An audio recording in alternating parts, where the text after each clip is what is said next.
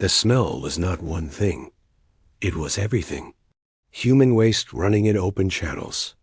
Animal carcasses rotting where they fell.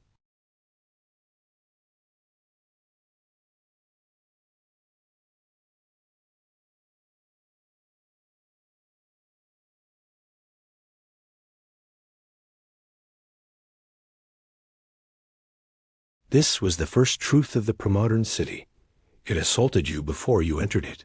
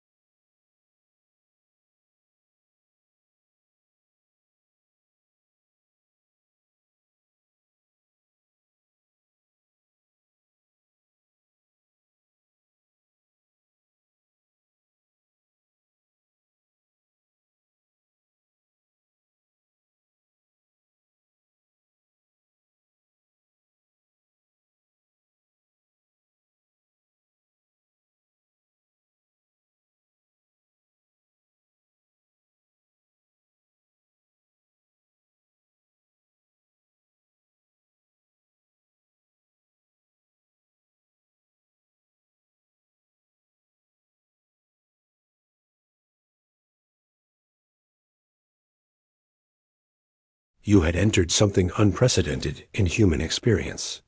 A concentration of humanity that overwhelmed every system designed to support it.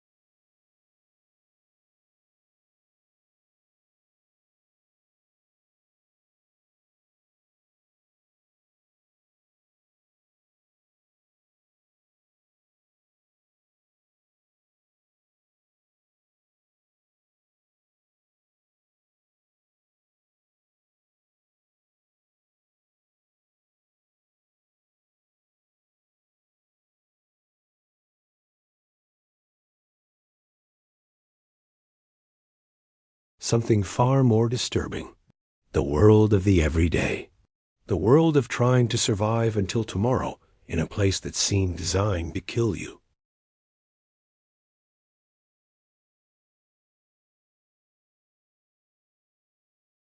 Heating a medieval or early modern urban dwelling was an exercise in futility and danger.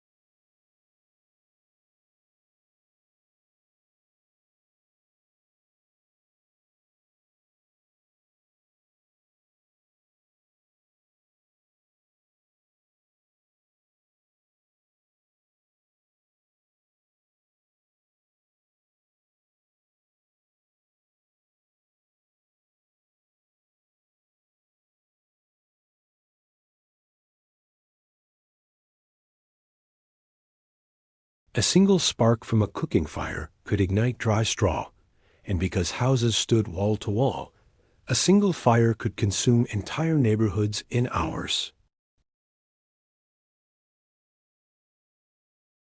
And most famously, in 1666, when the Great Fire consumed 13,000 houses, 87 churches, and left 100,000 people homeless.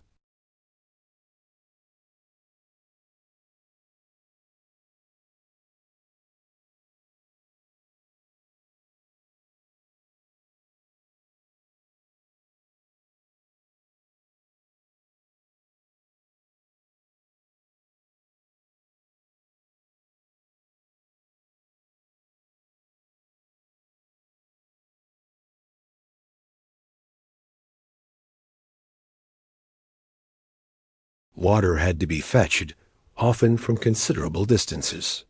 Public wells and conduits served entire neighborhoods.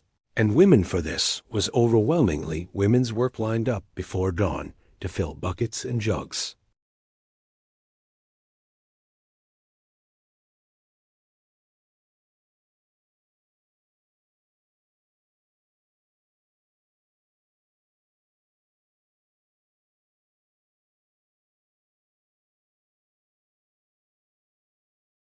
Wells, as noted, sat too close to cesspits.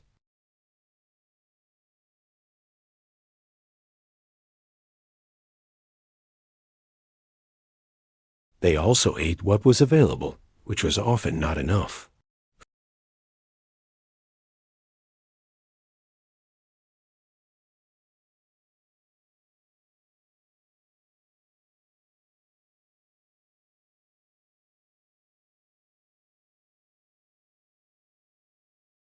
Bread riots were not metaphorical expressions of discontent.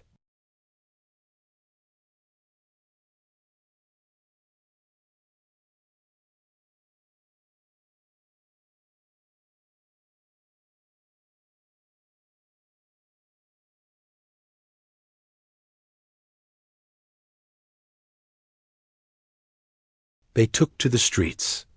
They attacked bakeries. They seized grain shipments.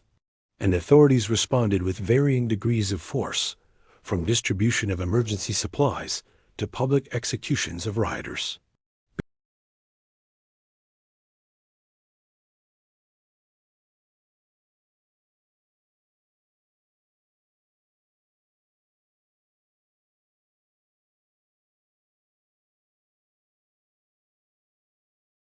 Adulteration was epidemic. Bakers mixed alum into flour to make bread whiter. Wine merchants added lead compounds to improve taste. Pepper was extended with floor sweepings.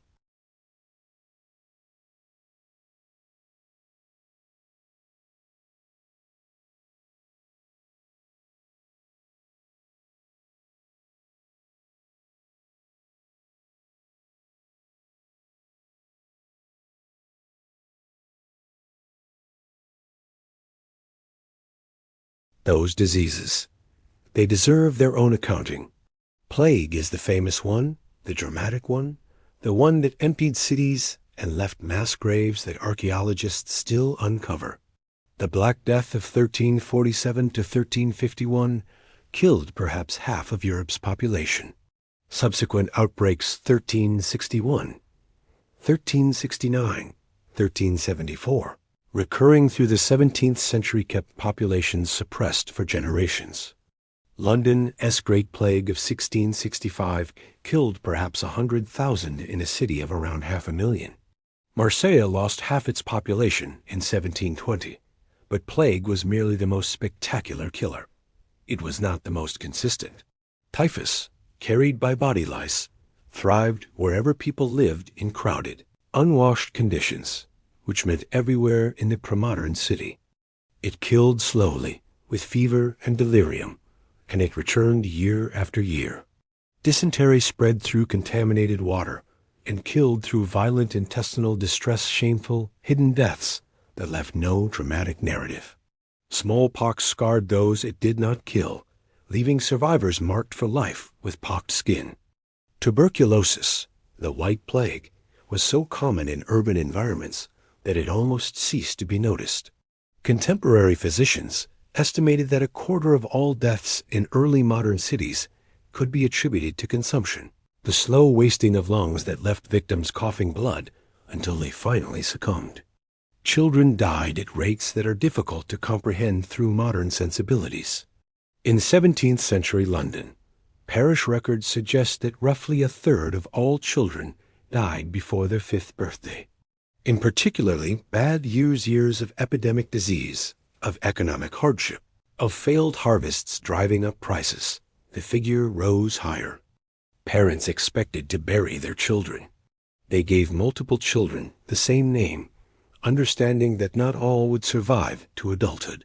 The emotional economy of childhood was fundamentally different, not cold, not unloving, but structured around loss as a statistical likelihood rather than a tragedy. And through all of this, the streets grew darker. Artificial lighting was expensive and dangerous. Candles cost money that laboring families could not spare. Oil lamps produced flickering illumination and presented fire risks. The wealthy might light their homes adequately. The poor lived in dimness, punctuated by whatever firelight they could afford. Streets were darker still. Some cities mandated that households hang lanterns outside their doors after sunset, but enforcement was spotty and compliance reluctant. When the sun set, the city transformed. Thieves, cutpurses, and more violent criminals operated in darkness that offered near invisibility. Municipal watch systems were undermanned, and often corrupt watchmen might look the other way for a bribe, or might themselves be the perpetrators of crimes they were meant to prevent. Women who walked unaccompanied after dark risked assault. Men risked robbery or worse. The wealthy traveled with armed servants. The poor avoided travel entirely, barricading themselves in rooms that felt like prisons until dawn brought relative safety. Yet the night also brought relief of a kind. The day's chaos quieted. The streets emptied. Families gathered in their cramped, dark rooms and tried to rest before the cycle began again. In the silence between church bells, in the moments when even the dying stopped their groaning, the city almost resembled peace. We speak of the past as if it were a story with a beginning and an end, as if the people who lived through it knew they were characters in a narrative moving toward modernity. They did not.